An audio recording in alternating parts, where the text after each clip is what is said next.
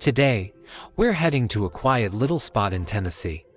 You wouldn't believe it, but this is where Sunday school turned into something totally shocking, a real-life horror scene. We're heading to Pittsburgh Landing, April 1862.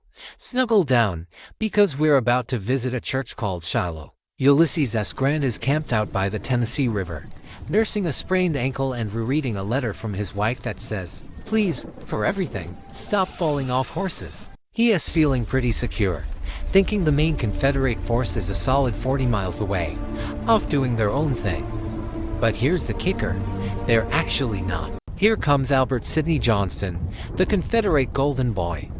Picture him with those shiny boots and a vibe that's straight out of a tragic Shakespeare play. Johnston decides that surprise attacks are the hot new trend for the season. He marches his entire army all night long through the woods to crash Grant's breakfast party. As a little bit of tragic irony, Johnston's own son is actually a Union prisoner somewhere up north. You just know Father's Day cards are going to be awkward that year. It's dawn, April 6th. The air is cool, birds are probably singing, and then the rebel yell rips through the peach blossoms. It's an unholy sound that freezes the blood. Union soldiers rush from their tents, some still in their socks, grabbing rifles like they overslept. A quiet Methodist campground named Shiloh, which in Hebrew means place of peace, is about to become the loudest, most violent zip code in America. The fighting kicks off fast and fierce. The Union lines, totally caught off guard, start to crumble and retreat. But a small group stands their ground. This spot is gonna be remembered as the Hornet's Nest, a sunken country road, cozy and tucked away, with beautiful peach trees in full bloom on both sides. Here, a handful of Union divisions, mostly tough Midwestern farm boys, decide that today is a very good day to be stubborn. They dig in. For hours, they stay put against crazy outs. 6 Union guns and a line of soldiers load, fire, reload, and fire again until their rifles are red hot. The Confederates charge them 11 times, 11 separate, desperate charges. The air buzzes with bullets, sounding like a beehive on overdrive. In the middle of this chaos, Albert Sidney Johnston rides forward to cheer his men on. He's riding high, waving his hat, feeling victory in the air. And then, a stray mini ball, a single piece of lead, clips him behind the knee. It doesn't seem like much, just a small tear in his boot, but it has severed a major artery. Tragically, his personal surgeon, the one man who could have saved him, is off somewhere else treating captured Yankees. Johnston, bleeding out in a ravine, thinks he's just had the biggest win of his career.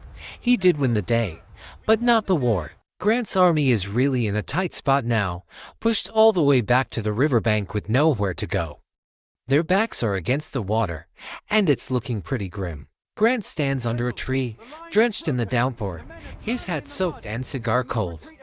A general suggests they should retreat across the river. Grant, in his classic laid-back way, just shrugs and says, "Nope, lick him tomorrow." Zero drama, all stubbornness. That was totally Grant. And he had a reason to be confident.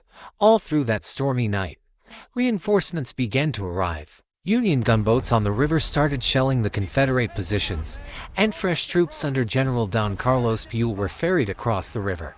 While the exhausted Confederates tried to get some sleep, the Union Army was being reborn. Day 2 was a different story. At dawn, it was the Yankees who attacked.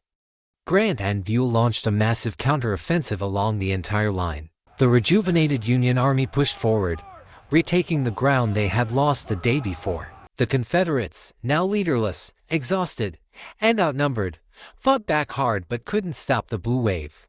By the afternoon, they began to melt away, retreating back down the road they had so triumphantly marched up just 2 days earlier. They left behind a horrific scene: 23,000 casualties, Union and Confederate, scattered across fields, woods, and muddy pink peach petals. That battle was the bloodiest in U.S. history, leaving everyone stunned by the huge losses. Grant got slammed, called a butcher and incompetent. Calls for his removal grew louder, but President Lincoln saw things differently. He famously said, "I can't spare this man. He fights." Johnston, however, was laid to rest in a simple pine coffin, and that really turned into a strong symbol for the Southern cause. It's honestly pretty powerful. Shiloh's a quiet church now. Visit the battlefield today. You can still see the sunken road and peaceful fields, plus the peach trees bloom every spring. If you found this interesting, consider liking the video and subscribing for more stories from the past. See you next time.